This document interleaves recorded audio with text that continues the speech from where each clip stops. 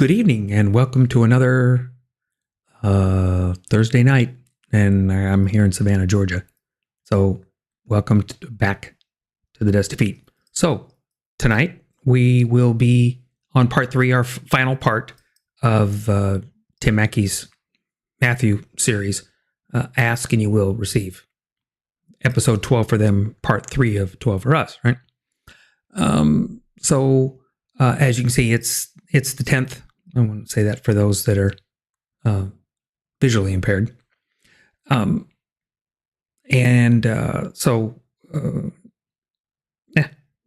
get to that in a second. Be sure to hit the subscribe button, hit the bell icon for reminders. Dusty Feet's there for the live feed. If you don't know that, you can tell people.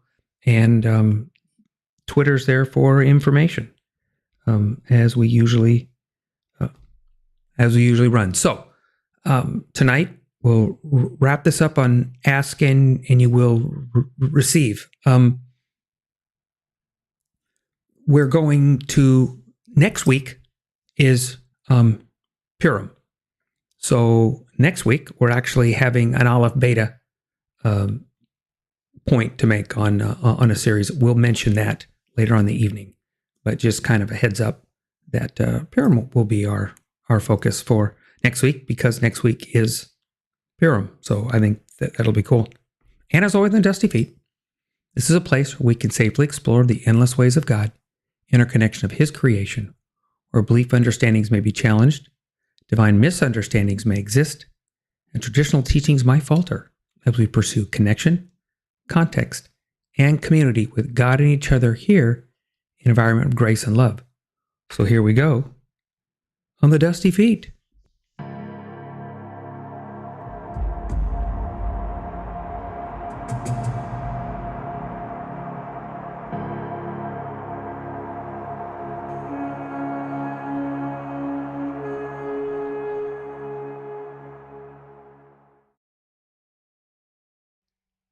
Okay, so part 3 of our section, we have Mackie talking one more time. So let's jump into his part of the video and enjoy. And this is, you'll notice something in this. This is the first time, it gives you an idea how old this series is.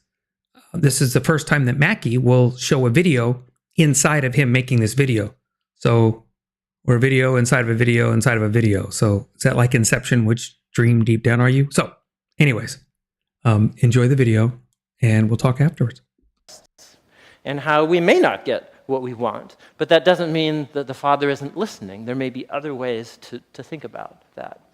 And so that really leads us into so that's the first one. It's related to, and we'll pick it up again, it's related to the second obstacle, which I think is the rabbit hole for many of us. And so we say, okay, let's say I can get myself to trust God, which is major progress, I know, for some of us here, right? To trust that God doesn't hate you, but that He actually is for you, and in and through what Jesus has done, He loves you and is committed to you. That's, to live with that mindset is a huge step of growth, I know, for a whole bunch of us. But let's say you get there.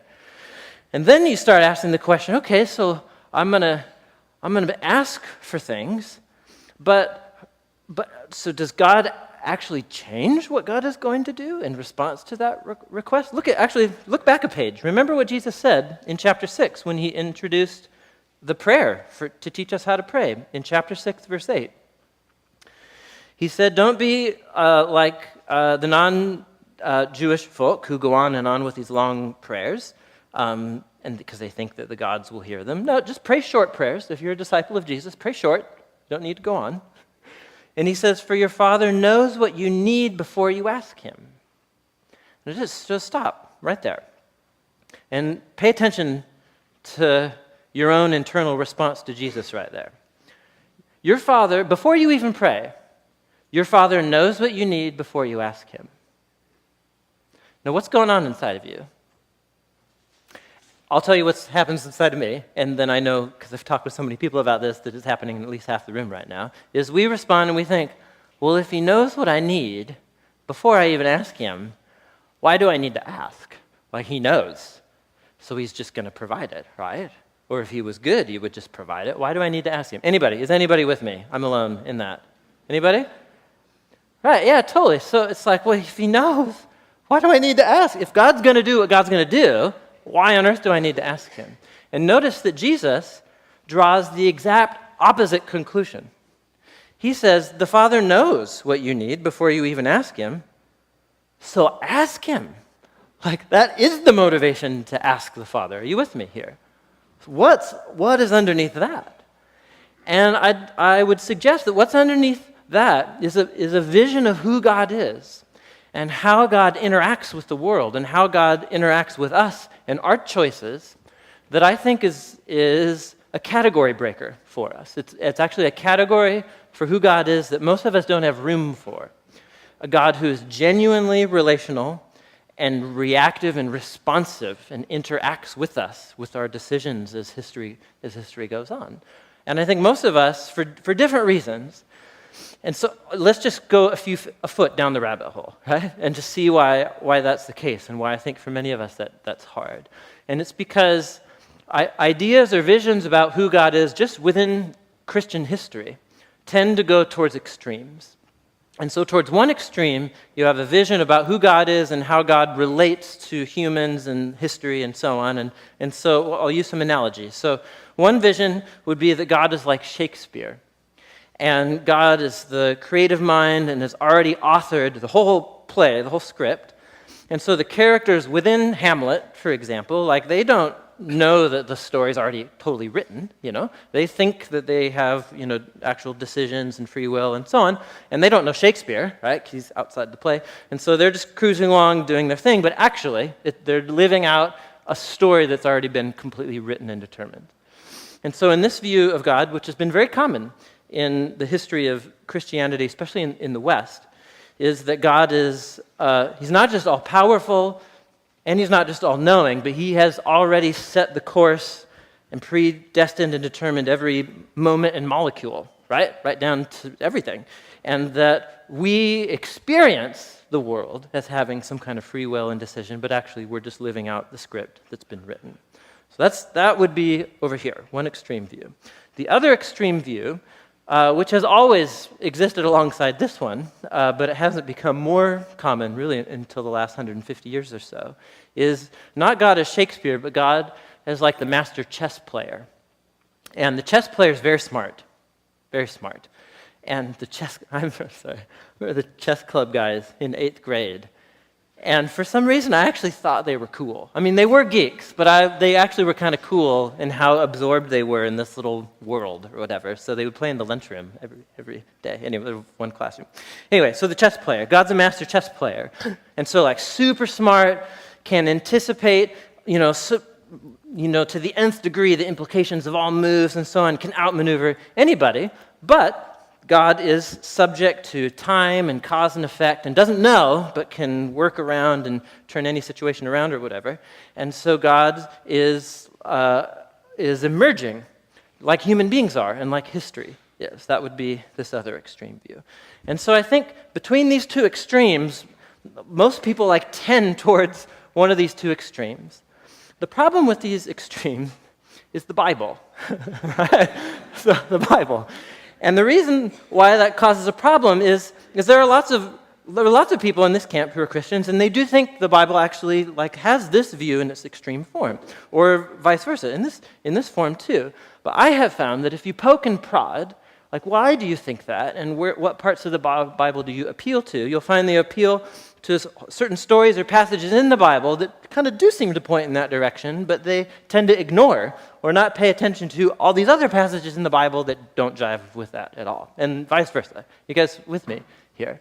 And so this is one of those things where it's if you are comfortable with your view of God and your theology, just don't read the Bible then, right? Because it will mess up everything that you think you believe, right? Because it doesn't resolve this tension for us. It places us in a whole different framework, in a whole different way of thinking about it that I don't think is these two extremes. And that framework is the framework that Jesus is getting at. It's a relationship, an actual relationship. And Jesus has a vision of the Father as the sovereign, all directing all things towards his purpose, but who has given human beings like a degree and an arena of genuine freedom and decision to make this ride as bumpy or as smooth as we decide it will be by our choices. And okay, we're going to come out of the rabbit hole right now. And I'll just say this. I'm not even going to try and solve this for us. What I would like to do is to set a framework for it that might be different, but I'm not going to do it by talking anymore. It won't surprise you that for me, where we should always go first is pages 1 and 2. Just always go to pages 1 and 2 of the Bible. Pay attention to the story of Israel and how it all comes together in Jesus. And instead of doing that with a chalkboard or whatever, I'm going to do something I haven't done before here at Door of Hope, which is to show a video as a part of the teaching. Some of you may not know. I don't know how many of you know. For the last 2 years or so, I've been a part of it started as a little side project, and now it's like a massive side project. It's a nonprofit, like Portland needed another one, but here it is, another one. A nonprofit that a friend and I, John and I, started called the Bible Project. And we're making short, animated videos about the Bible and theology, and we're putting them up on a YouTube, like, educational channel or whatever. And we've got momentum as we go into year 2. But I want to show you our most recent video, which actually has nothing to do with prayer. But then, on the flip side, it has everything to do with prayer. It's about the covenants, and it's about how God relates to us and our decisions as human beings. So I'll just let you watch it, and then we'll talk about prayer after it's over. If you've been around Christians, you've probably heard of the idea of having a personal relationship with God, which could mean different things in the Bible, like having God as a friend, or your father, or maybe your teacher. But there's one particular way that the Bible talks about this relationship that you find all over. But strangely, we don't talk about it that much, and that's the idea of a partnership with God. A partnership like working alongside someone to accomplish a goal together. Right, and this is actually what you see at the beginning of the Bible. God creates this good world full of all of this potential. And then God appoints these unique creatures, humans, as his partners in bringing more and more goodness out of all that potential. But the humans don't want to partner with God. They rebel and try to create a world on their own terms. And so this broken partnership is the Bible's explanation for why we're stuck in a world of corruption and injustice and the tragedy of death. It's not like there's just 1 or 2 humans who have bailed on this relationship. In the story of the Bible, everyone has abandoned the partnership with God. So what God does is select a smaller group of people out of the many, and he makes a new partnership with them called a covenant. And in a covenant, God makes promises, and then in exchange asks his partner to fulfill certain commitments. And the purpose of all of this is to somehow use this covenant relationship to renew his partnership with everybody else. Now, there are actually 4 times in the Old Testament that we're told God initiates a covenant relationship with Noah, Abraham, the nation of Israel, and King David. And it's through these that God is forming a covenant family into which all people will eventually be invited. So let's see how these work. The first one is with Noah. So in this story, God has just brought the flood to cleanse the world of humanity's corruption, and Noah and his family are the only ones left. And so God makes a covenant with Noah, saying, listen, I know that humans will continue to be evil, but despite that, I'm not going to destroy it like this again. Instead, the earth will be this reliable place for us to work together. Great. So what does Noah have to do? Nothing. And that's what's so interesting about this first covenant, is that God is promising to be faithful, even though he knows humans won't be. The next time we see God make a covenant is with a man named Abraham. God chooses him, promises to bless him, give him a large family, lots of land where they can flourish. And in return, God asks Abraham to trust him and train up his family to do what is right and just. And the whole reason for this covenant is God says that somehow he's going to bring his blessing to all families of the world through this one family. So that's Abraham. The next time we see God make a covenant is when Abraham's family grows into the tribe of Israel. And this covenant is with the whole tribe. God asks them to obey a set of laws, which are these guidelines for living well as a community of God's partners. And if they do this, then God promises to bless them and that they will become a people who then represent him to the rest of humanity. That's the covenant with Israel. The last covenant is with King David. Yeah, the tribe of Israel has become this large nation ruled by David. And God asked David and his descendants to partner with him by leading Israel in obeying the laws and doing what is right and just. And God promises that one day, one of David's sons will come and extend God's kingdom of peace and blessing over all the nations. So those are the 4 covenants that God makes in order to restore his partnership with the whole world. But here's what happens. Israel breaks the covenant. They worship other gods, they allow horrible injustice, and so they lose their land and are forced off into exile. So it seems hopeless. But during this time, Israel's prophets talked about a day when God would restore these covenants in spite of Israel's failure, somehow. Yeah, they called it the New Covenant. And this is actually what's so interesting about Jesus, is that he's introduced into this story as the one who fulfills all of these covenant relationships. We're told that he's from the family of Abraham, and so he will bring the blessings of that family to the whole world. We're told that he's the faithful Israelite who was able to truly obey the law. And we're told that he's the king from the line of David, and so he goes about extending God's kingdom of justice and peace to all. And that's really remarkable for one guy. Yeah, and what it highlights is perhaps the most surprising claim of all made about this man, that Jesus is no mere human, but rather God become human. And God did this in order to be that faithful covenant partner that we are all made to be, but have failed to be. And so through Jesus, God has opened up a way for anyone to be in a renewed partnership with him. So Jesus calls people to follow him and become part of this new covenant family. And despite their failures, Jesus is committed to making them into partners who are becoming more and more faithful. The story of the Bible ends with a vision of a fully renewed world, full of goodness and peace. And there's this renewed humanity there, partnering together with God to expand the goodness of his creation. And so the end of the Bible story is really a new beginning. So here's why I think that's helpful. See, it has nothing to do with prayer, but it has everything to do with prayer, doesn't it? Because the whole story of the Bible is about how God, the King, has sovereignly chosen to work out his purposes in our world through humans. That is God's sovereign choice to do that. And so it's a relationship. It's a story about a relationship. If I have a real relationship with my sons, I have certain things that I want to shape in them, and I want them to become men of integrity and people who love and are generous and so on.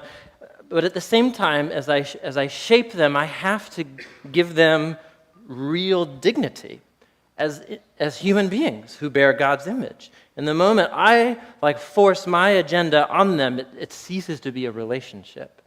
And so I, as a father, have to learn this balance of when do I guide and get involved, and when do I allow them to make their own choices and make their own mistakes or have their own successes. And I know that's just an analogy, but it seems to me that is actually the story that the Bible's trying to tell us, of an actual relationship, which means that he's not biting his fingernails. How's it going to turn out? He's going to redeem this thing, and he's going to do it, and the outcome is as certain as Jesus rose from the dead. But at the same time, he has created a real arena for relationship and for decisions and for us to make real failures and real successes, to choose to follow and obey or to choose to reject and rebel. And what this means, it seems to me, is Jesus is inviting us to see obedience to him as part of this partnership, but prayer as a crucial part of this partnership. Jesus, it seems to me, just look down at these verses. It seems to me, Jesus is saying, ask. Like your Father knows, so ask him. And he will give the good things that are right. They're right for you. They're not the things that are going to give you cavities in your teeth or whatever and spoil your dinner. They're going to be exactly the right things and so on, and that's the wise, gracious Father. But there are apparently, Jesus says, if you ask, you receive. Now, just simple math. If you ask, you receive. If you don't ask, you don't receive. Did you see how simple that was? That was simple, wasn't it? Right? Ask, receive, don't ask, don't receive. It seems to me the clear implication of what he's saying is that there may be good things that God would want to have happen in and through you or in the world, but that won't happen if we don't ask. I mean, how is that not the conclusion you draw from this? God will always do beyond what we ask and imagine. But Jesus, it seems to me, is inviting us to say, like, dude, your prayers actually matter. Your requests matter, just like your obedience matters, and your prayers and your failure, your choices matter. They're real decisions.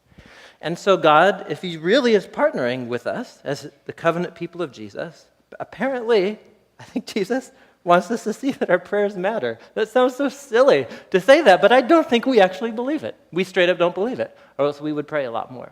Just ask yourself the question, do you pray a lot? Do you really believe that God wants to have his kingdom purposes happen in the world through you and your prayers? And if we really believed it, guess what we would probably be doing a lot more. And so it raises the question, like, what are we supposed to be asking for? Well, once again, it's really helpful that he taught us how to pray on the previous page. Isn't that convenient that he taught us how to pray? And that prayer, called the Lord's Prayer, it's all requests. It's all requests. It seems to me Jesus is teaching us how to pray, and then teaching us that our prayers are the cry of the kingdom.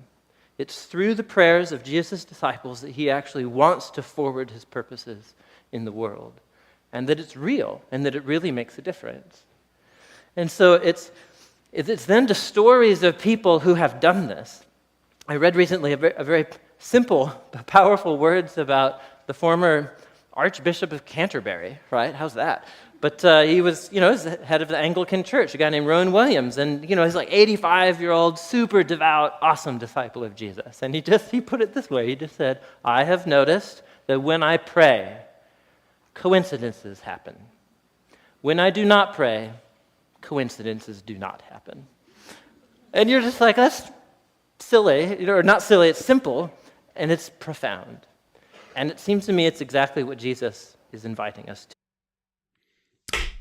Okay, so my mom and I have actually been talking about this coincidence and seeing God's coincidences when we pray, when we're involved, and when we're looking for it. So it's an interesting point that we'll be building on as we go. Up front, I love Mackie do this. There'll be a few points in this one where we're going to stretch ourselves a little bit, where I see it a little different, and maybe we can think about it a little bit and throw out some ideas. Again, these are just things to chew on. Okay, fair, right? So ask, right? He says, so as Jesus' teaching brings up the point that ask what you want. Wait. God's in the point where he's specifically talking about needs. We have desires, and we're going to get there. These next 2 weeks, not coincidentally, are going to connect in some unique ways. God knows what you need. God knows what you need. You are the twist in the wants and desires, because that's your choice in your heart. So then your wants and desires, we get into the prayer where it goes, let not my will but thine. And then we have some examples with Jesus's actual prayers that mention that phrase, not I don't want to do this, but your will. Okay. So it's down a deeper rabbi hole to get into does God really know your wants, or does that fall totally with you and your desires and where you take yourself? We'll see. So parents, for this analogy, because he went there with that. Parents know your needs, right? They know you need food. They know you need water. They know you need sleep, right? They're going to put you to bed, make sure you get your stuff. But they always don't know what you want or what you desire, right? And then you tell them, I want ice cream, I want candy, I want to stay up all night, and they're like, no, those are not good things. Yes, they are wants, yes, are desires, and yes, you're going to ask. But as I go, how does that sit with you? A little awkward? I think in the asking, are we really honestly prepared for the answer? In other words, we're, I think, a little preoccupied with asking, like I need to ask. And I don't think we really pause to respect an answer. And to respect the answer is because we're asking with the expectation, thank you, that whatever we want or desire is going to come our way, rather than what our needs are and what God's tapestry is unweaving as it goes. I'll give a life example for me. My girls, many years ago, I was teaching them about asking questions again. And this is in their early teen years, my two eldest. And I said, okay, you can come to me, ask any questions, right? But be prepared for an answer that you don't, because what you're usually going to front load your question, like, can I go here? And I say no. And you say, every time I ask, you always say no. And that cycle goes. So I said, so come to me, knowing you're going to be able to accept either answer, yes or no. Okay. Come to me with that expectation that either answer is going to be tossed out. I'm not saying I'd be happy with it. I'm saying, but be aware that's a real response. And then I remember one particular day, and I overheard the girls talking about they didn't go somewhere, and they were talking about doing, and it came up that basically they didn't ask me, and I overheard it, and I thought about it a little bit, and I said, hey, so what's up? And they started telling me, and they said they wanted to go, but they didn't. I said, I don't remember you asking me. And they said, well, we knew you'd say no. And I went, that's interesting, because what you're telling me in this setup is at this day and this time and what was going on seemed fine. Your grades were up at that point and things were going fine in the house, and nobody's grounded or anything like that, one of those kind of deals. And so, yeah, I'd have said yes, and I'd have dropped you off. That had been fine, because they weren't driving at the time. And I said, I'd drop you off and do all of that. And they're like, dang it, I wish we'd asked. And I said, that's what we're talking about. That's the lesson to learn, is that, are you really honestly prepared for the answer either way? Because it can be that occasionally it's going to be yes. When you're children, you're not aware of all your wants and desires and what the consequences are on the backside. I.e., I want candy all the time, right? And you're not aware. All you know is it's good. Tastes good. It's good, right? But is it good?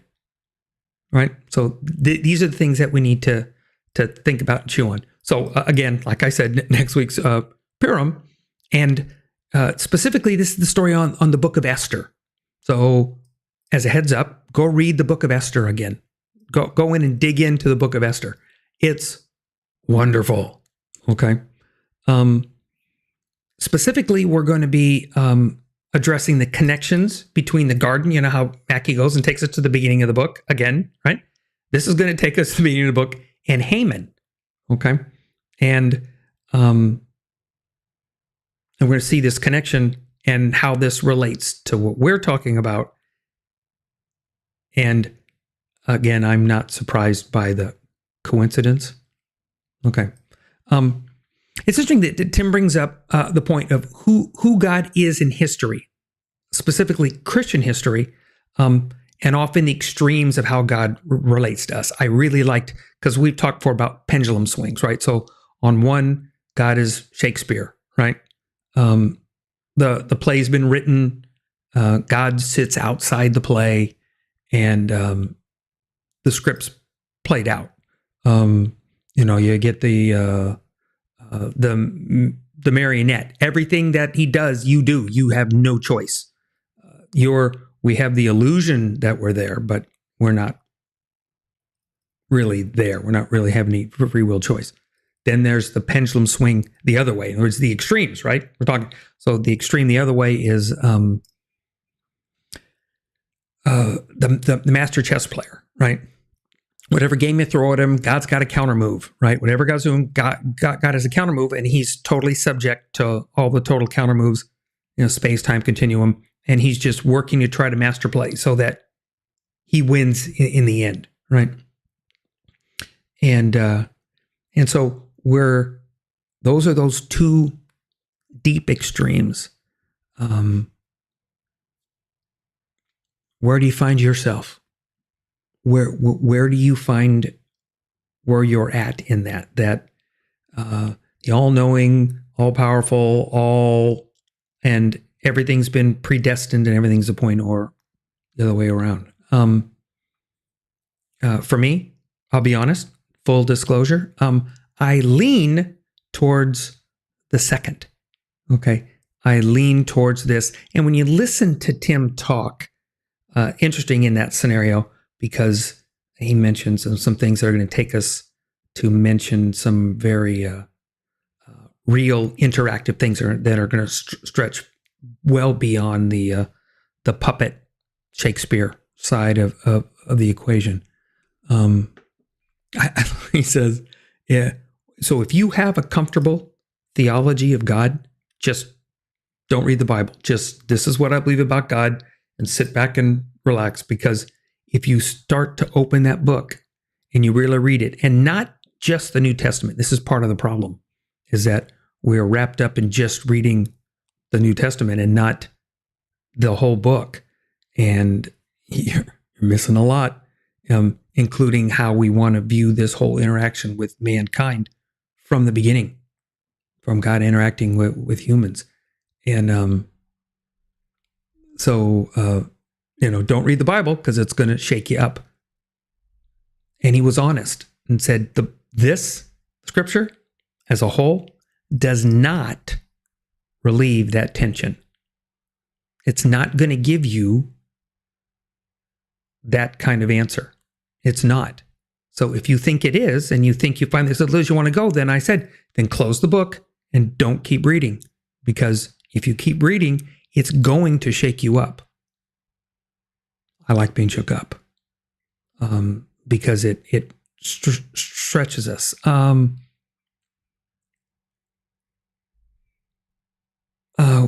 Okay. So as we find ourselves on the Dusty Feet, it ends up rolling around to community, to relationships. Okay, and in this relationship with God, God has a purpose. Okay. I'm not.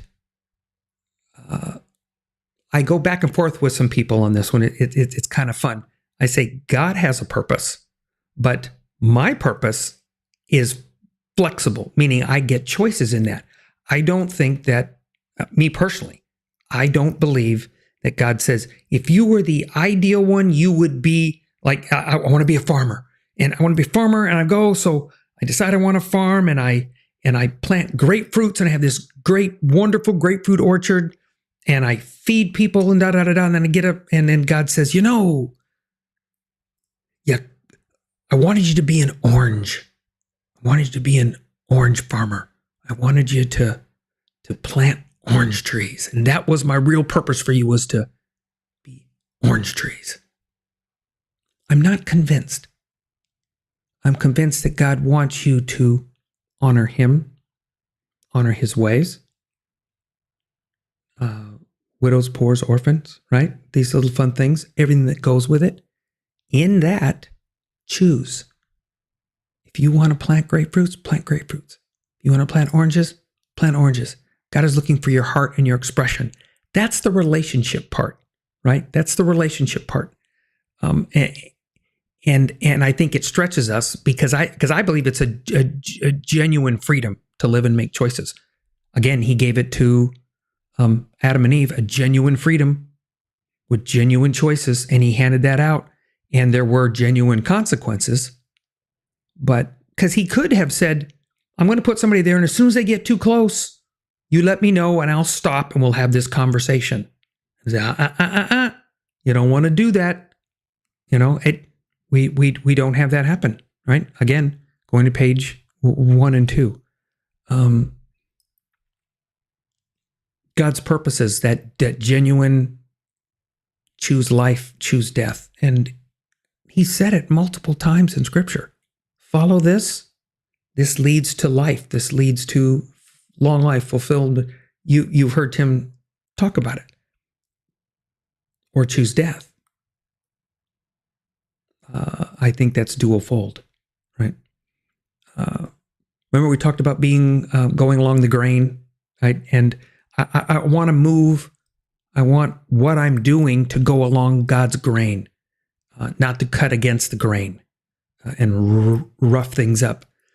If you're looking at a tapestry and there's a loom running and they're running the needles back and forth, to go askew slows down the next needle going through to go do its piece, right? So I want to go with God's movement, not get caught out of God's movement and have to do, or have my string replaced with something else. And if you read Esther, you'll hear that comment as well from Mordecai. So keep that in mind. So we transition from this point where Mackie's talking and he goes to the video. I thought that was great. An interesting point that is kind of said, but then it kind of drops off, is that none of these covenants overrode each other. The graphic that he gave, I didn't agree with. Okay, meaning the way they portrayed it, where you had the covenants and then they crumbled. Okay, the covenants are there. The covenants don't leave. It's your commitment to the covenant that has God's part of the covenant is always there. There's always been a commitment in that covenant. If you think that a relationship with Jesus has no commitment, somebody's, I think, errantly told you something. I do believe that somebody has errantly told you something, that there was no real commitment, that you just said your little colored pamphlet lines and now there's no commitment. I just am now part of this deal because those people, they couldn't fulfill a commitment. So God changes his mind and says, now I'm going to have a covenant where there's no commitment required. Again, if that's your theology, close the book. Because if you open the book, you're going to get very, very, very uncomfortable with that. I might suggest that, like we saw the blocks that were built, and they showed a little of the rebuilding part, and I'll bite a little bit. None of the covenants, again, go back and read. If you're comfortable, go back and read. There's nothing about a covenant fulfillment. In other words, there's no end to the covenant. There's no, if you do this, the covenant's done. If you blah, blah, blah, blah, blah, the covenant's complete. It's because it's relationship. There is nothing that completes a relationship. You don't turn in a relationship and go, okay, good, we're done. Relationship's finished. We're good. I'm done. I can check that off. We have a relationship and block checked. I can move on now to something else because I did that. There isn't any of that in a relationship. And if the covenants are covenant relationships, it can't be any. There is no end. It's the fact that we continue to break our part. And if you think that post Jesus, that there's no covenant to break, that because he'd cover everything, whatever you do doesn't matter, I think you need to go back and again look at the building of those covenants. They lay on top of each other. They are woven intricately into the very fabric, the very being and character of God. And it's going to be there. You can try to skirt around it or deny it, but it's going to be there. And we really need to chew on that. When we get to the point where we're at Yeshua's time on the planet, and remember, we know the story. They're waiting for a Messiah that's expected in the next part of this covenant scenario, that he's going to come and rule. In this role that he comes the first time, it's kind of a split. It's like a split role. He comes as a package, okay? And the Messiah ben David and the Messiah ben Joseph. Messiah ben Joseph is the suffering servant. Messiah ben David would be the conqueror, the king, King David, okay? So we see in the beginning the suffering servant, Messiah ben Joseph. And in this role, he comes and fulfills that suffering servant role. They were not prepared for that. And we see the story of that not being prepared. They know Messiah. They know Messiah is coming. They know Messiah is coming as king. He is. We all agree. So be careful. Okay? We have a role where he comes as Messiah ben Joseph because that role needed to happen as part of this covenant building process, this relational building process. And in this, there became this thought that it couldn't be done, that you can't just follow God's ways and be one of God's committed followers. So again, it wasn't like we just need one person to do it right. If one person does it right, boom, done. None of it matters anymore. The covenant never said that. It doesn't say that, and it doesn't continue to say that. What he did show is that those that said it's too hard, you can't do it, and he proved it could. Okay? So, and I believe he's human. He's a human, meaning in this human form, he went through everything we went through, which means, because if not, it's a joke.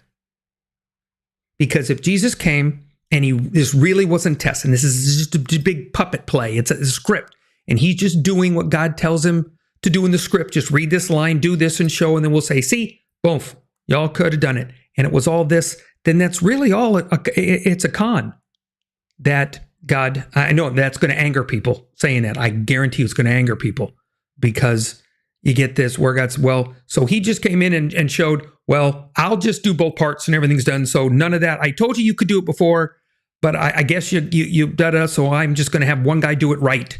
And oh, by the way, that'll be me, so that then I'm me and I'm talking to myself and I have this role, then I have, and so then when we're done, we're done. And then we can move on. And I go, okay, but the story doesn't say that. The life lived doesn't say that. The people that were there with him don't say that. The people that followed don't say that. And the people leading up to him didn't say that. For some reason, somewhere along our churchianity side of things, we've really messed up that relational side, that side of being in a relational covenant commitment. Father, and he went off and he prayed. He will redeem. That was a promise from the garden, from the beginning.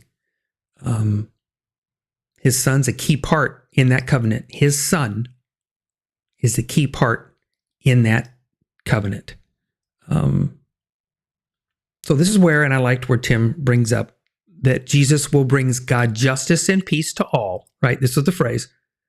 But this first visit, we're talking about when he was on earth, was not that he's bringing justice and peace then. That wasn't the deal. He didn't bring justice and peace to everybody at all. Matter of fact, that's what they were frustrated about. And then when he goes, pay unto Caesar what's Caesar's, that frustrated him. I'm tired of paying taxes. I'm tired of doing this to Rome. And he said, give unto Caesar what's Caesar's. I have something I want you to live by, and being committed relationships with me, and specifically with each other, the communal side. And I want that example to be seen. What's different than Rome? Okay. Let's see. Okay. And not to jump ahead, but Paul takes this same point and goes with it past there. He said, okay, the covenant, he understands where Jesus' part in this, and they're looking back on this stacking and building of things. And in the Abrahamic covenant, right, which is all part and piece of this, right? In the Abrahamic covenant, it talks about this blessing of the nations. Paul actually digs back in and looks back in again and looks back because it had been wrapped up and focused on themselves. And wrapped and focused on themselves and focused on themselves. And so Jesus starts with, Yeshua has a saying, says, okay, let's not forget who you are as my chosen people. Let's not forget that, because you're the promise that all this is built on. All this is built on this. And then Paul says, okay, it's time to take those people, the lost sheep that they're going out and gathering, and they're to be a light and priests to the nations. That be me. Okay? I am here because of them. And make no bones, the early church are almost all Jewish. Okay? You have the Roman centurion. You have those other parts of Jesus' life where he goes, look, he's not even a follower. He's not even Jewish. And look what he's doing, the Samaritan. Okay? And there's just some wonderful points to these. But that major scenario is, you're this, I expect more. We've talked about this, right? From children, and we're now expecting more. Expecting more in a relationship. Expecting more in a commitment. Expecting more in communication. Tim made a point. He said, despite their failures, Jesus is committed to making them into partners that are becoming more and more faithful. Okay. I agree with that, but I want to, that sometimes sounds like it alludes to that's from Jesus on. Okay. But that's not new. Jesus is only teaching what his Father taught him. Remember we asked that question, are you comfortable with God teaching Jesus something? But when it's always been that way.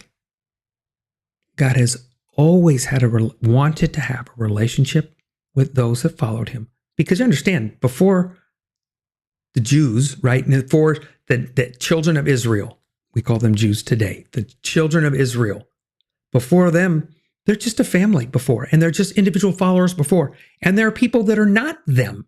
We have Melchizedek, we have a number of characters that are, through Scripture, that are believers in God, in our God, that are not of that family, but they still are followers of God and real followers of God, okay?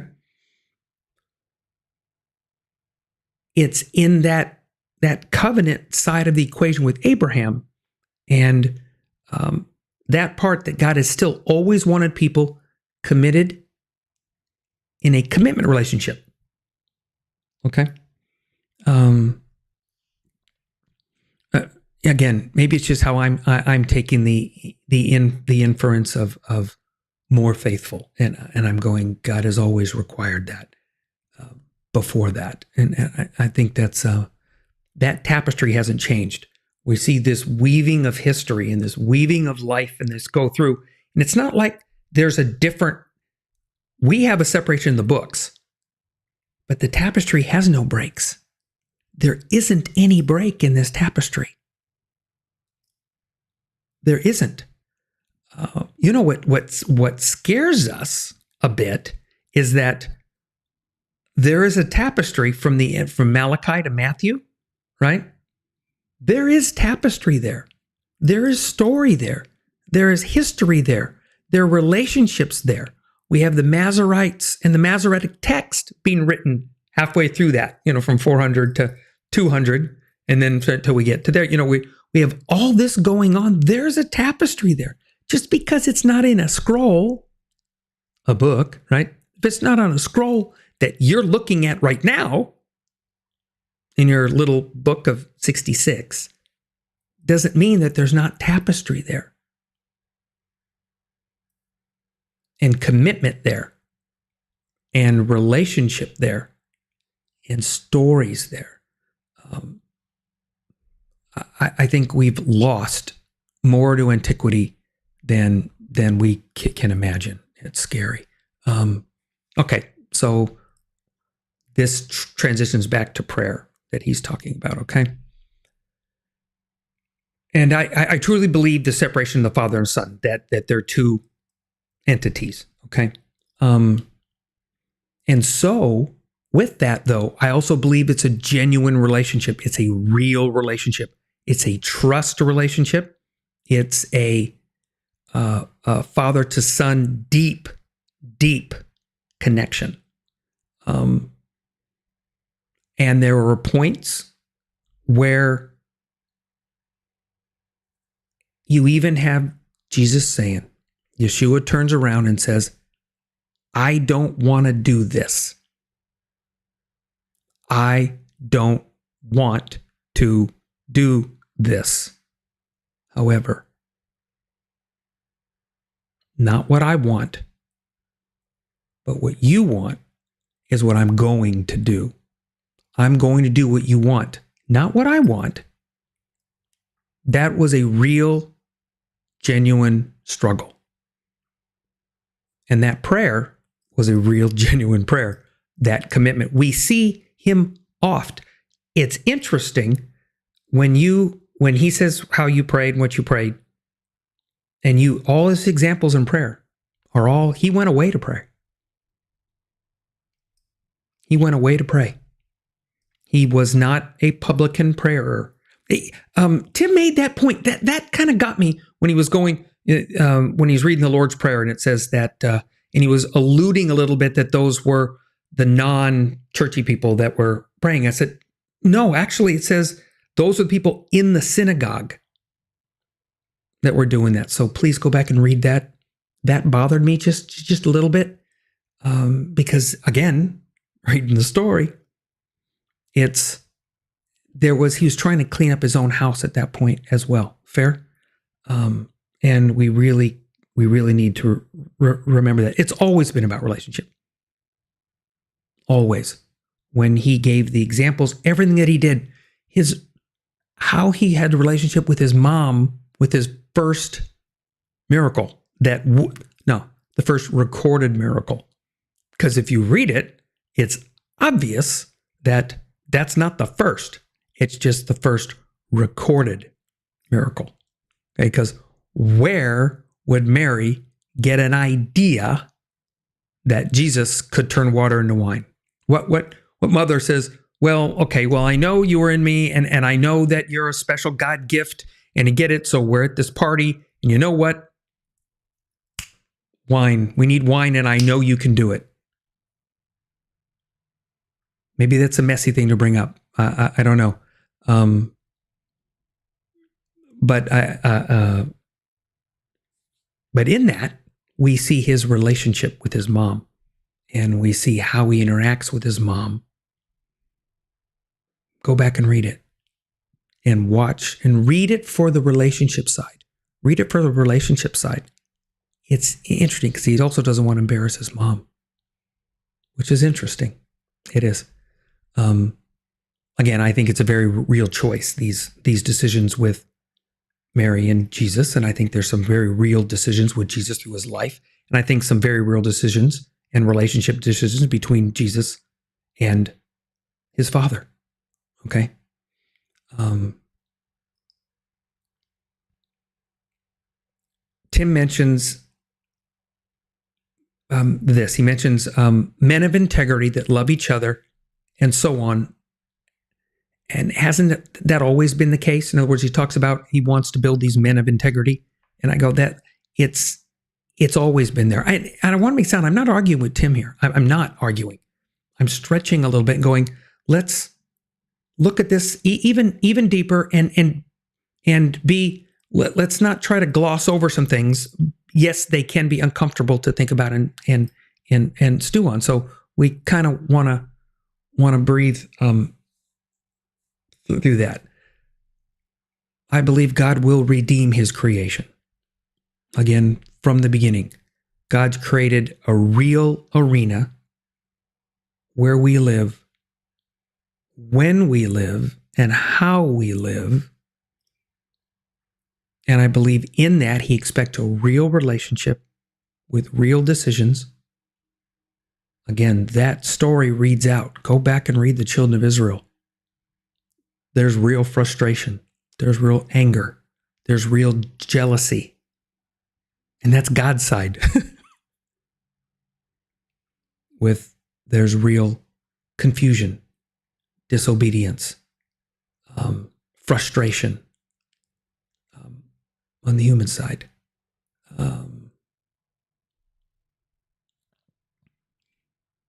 Again, it's been that way from pages 1 and 2. So, in Tim's words, it's time. Let's land this thing, okay? Let's land this plane. This relationship and prayer.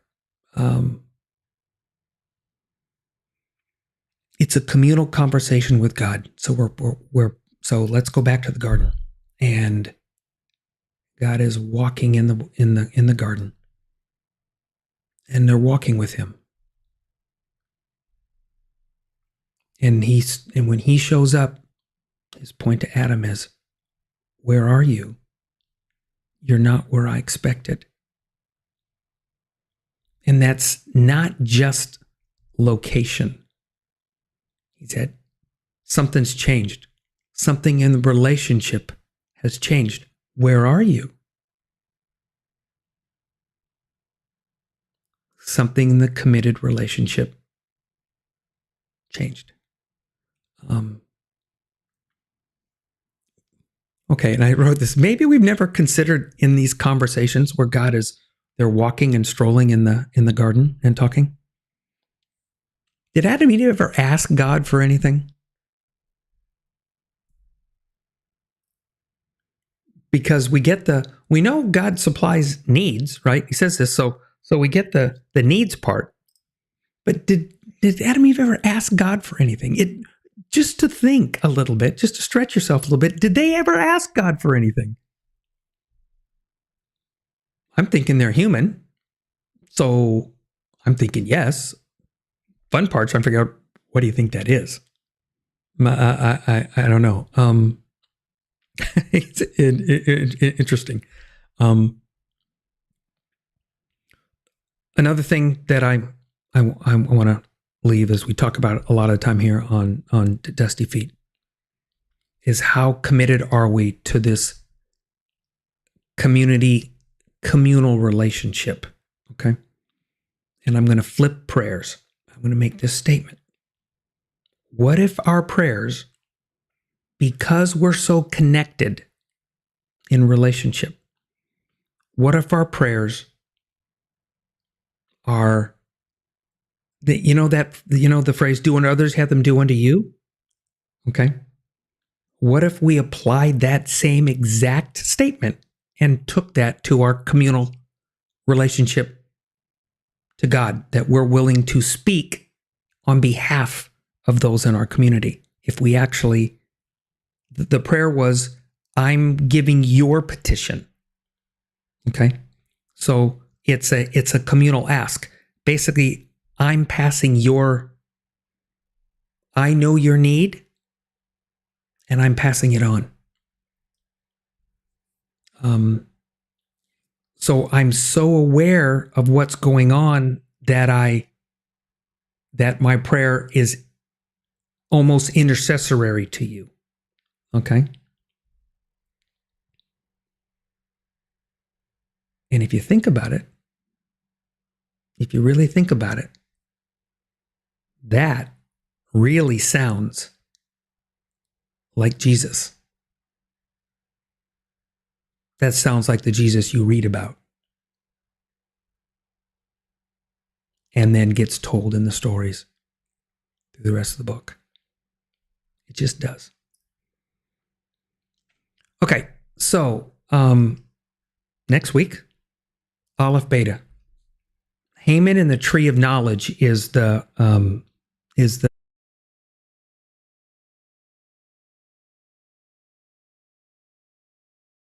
I'm going to defer my time to him with this because it is so good. There's so much about relationship and commitment and take you back to, as Tim puts it, page 1 and 2 of the book. Okay.